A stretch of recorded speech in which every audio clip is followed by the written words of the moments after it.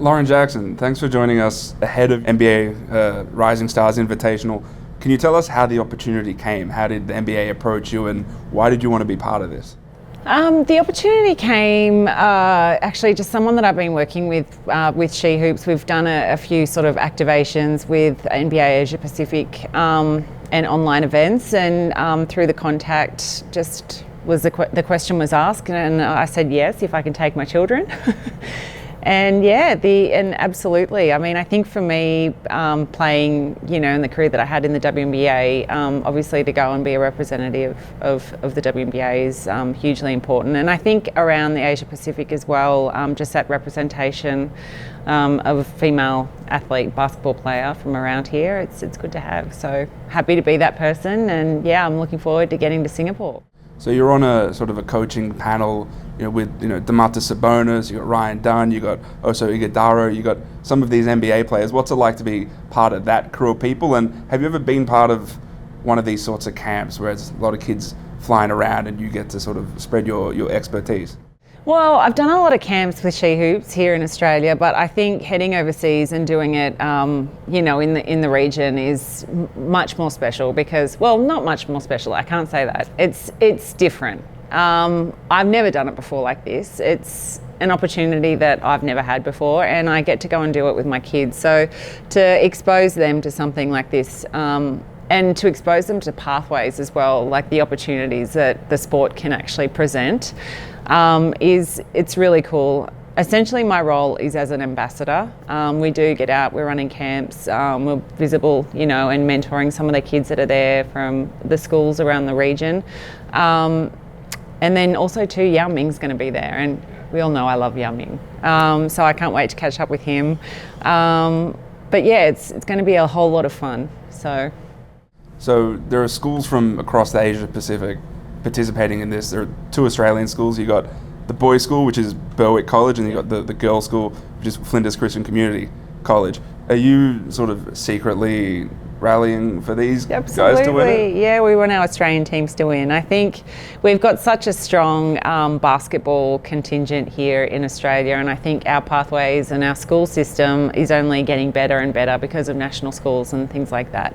So I think this, like I said, the pathway to this Rising Stars Invitational is a really exciting one, and it's really cool that Berwick and Flinders Christian Community College get the opportunity to head over there and represent Australia at this level. What excites you most about this trip? Obviously you get to bring your kids, which is great, but the actual event itself, NBA run events, there's a lot going on with them. They put a ton of resources into them. What excites you most about being part of this? Oh, I think being back in a really elite environment, I think that's what I'm looking forward to the most. I think nobody globally does it better than the NBA and the WNBA. So for me, being a part of this and being able to represent the WNBA, and it's really special for me. So that's sort of what I'm looking forward to the most. I think obviously catching up with some friends from around the area, I think that's going to be super cool. But I think, again, exposing my kids to opportunities that they wouldn't otherwise get, taking them to a different culture, a lot of different cultures, and how they play basketball, how different it is to Australian basketball. And these are all high school kids. It's going to be so much fun. It's going to be such a great environment. And, thanks to the Singapore government for ensuring that this could happen. It's really good. Speaking of the WNBA, who are you enjoying watching right now? Who is everyone enjoying watching? Caitlin Clark. What do you like? So there are a few questions on her, but just the game, just her game, the way she plays, the play style.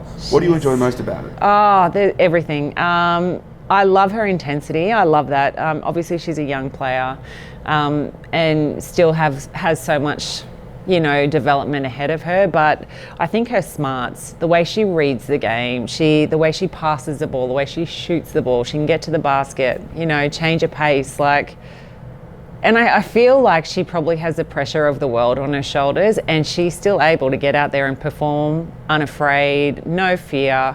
Just what an athlete. I am just so impressed with her, and how awesome. So I'm a fan.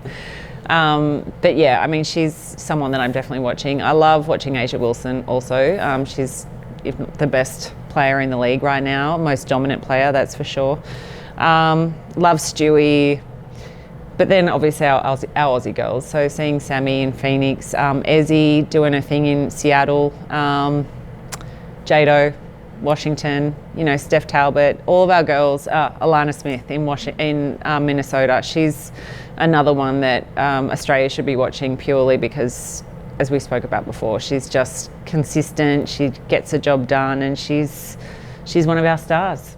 Caitlin Clark thing's interesting because obviously her star power has drawn a lot of eyes to the W, but also with all of that exposure comes more scrutiny. How do you feel like the league and sort of the women's basketball community is handling the increased exposure, but also the scrutiny that just naturally comes with more exposure? Well, I'm sort of watching it on the outside like everybody, but I think, from where I sit, I just think she personally is handling it really, really well. I think the WNBA is doing its best to navigate that. But yeah, I mean, I don't really know. All I know is I am just a huge fan. Man, I would have loved to have played with her, as a point guard with that much vision and awareness. I've just never seen anything like it. There was a stat about Ezzy recently, which she surpassed 274 career blocks in Seattle. Now, that makes her second on the franchise list of total blocks behind yourself, who has 586 career blocks. So you've almost doubled her. So she's getting there. But what do you make of what she's doing right now? She'll get more than what I did. The thing is, I think when you look at games played, my total games played compared to what hers will probably be are going to be very different. But Ezzy's doing incredible things. From the Olympics, that bronze medal game, we saw what she is capable of doing, and her athleticism, the way that she moves, the way that she plays defense, she's intimidating. And she can block shots. She's so smooth to watch. She's such an incredible athlete, and when she's on, man, she is unstoppable. So, the WNBA is really good for her. Obviously, it's the best league in the world. So to be the best that she can possibly be, she has to be there. She has to be dominating. And, she does that defensively night in, night out. You mentioned Jade Melbourne. We saw through the Olympics the growth from game to game, from that first game all the way to the bronze medal game, that she clearly got better.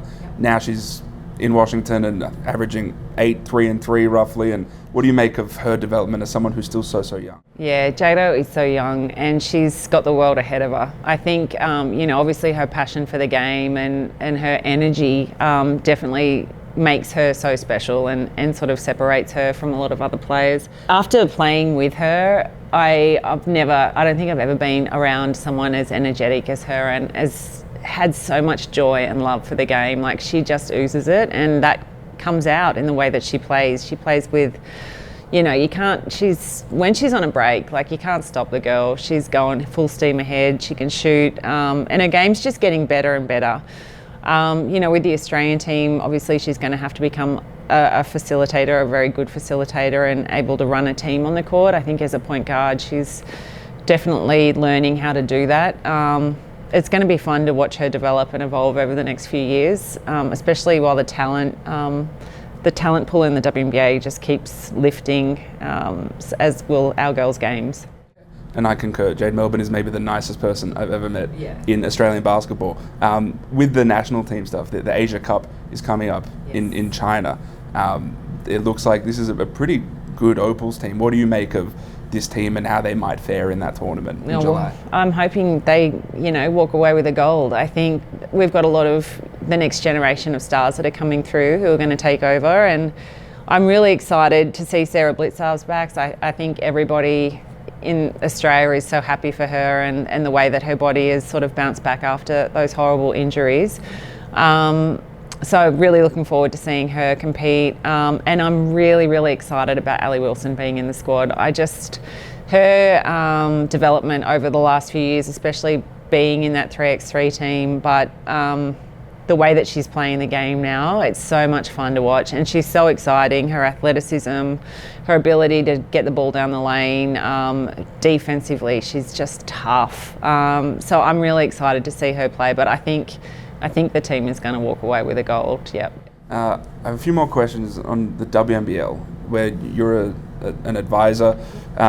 What do you think this new ownership is actually going to bring? You think you add Larry and you add Robin, and naturally the sea will rise, but what does it actually look like, the league improving under that new stewardship?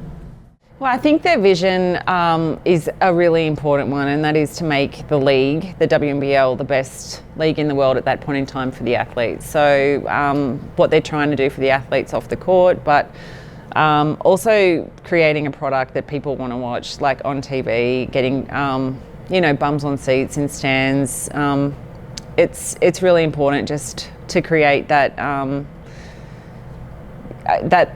excitement and the professionalism and the stuff that the WNBL's been missing for a long time.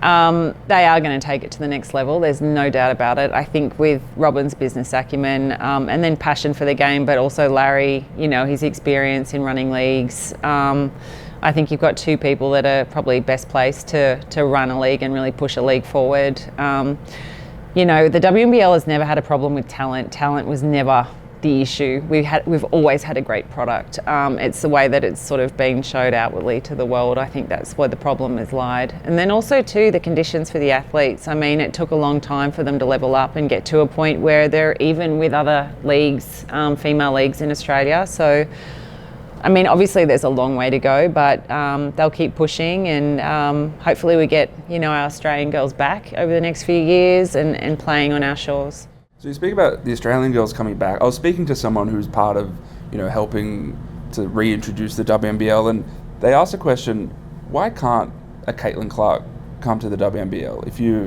It's the off season, the NBL has a marquee rule. Do you feel like the league is at a point as far as like the quality of it that level of player can come down here?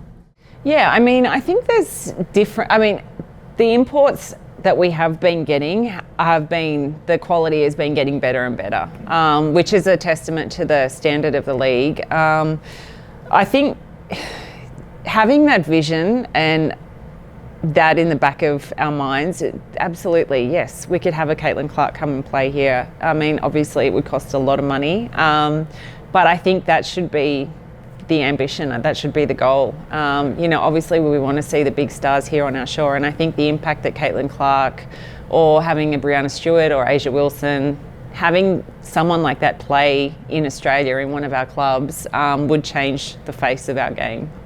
It would bring so many more fans to the stands, and the economic impact would be significant. LJ, I appreciate your time. Good luck in Singapore. And have fun at the NBA Rising Stars Invitational. Are you going to go? If someone sends me, I'll go. Okay, come on ESPN. What are you doing? Let's do it. Thank you. No stress.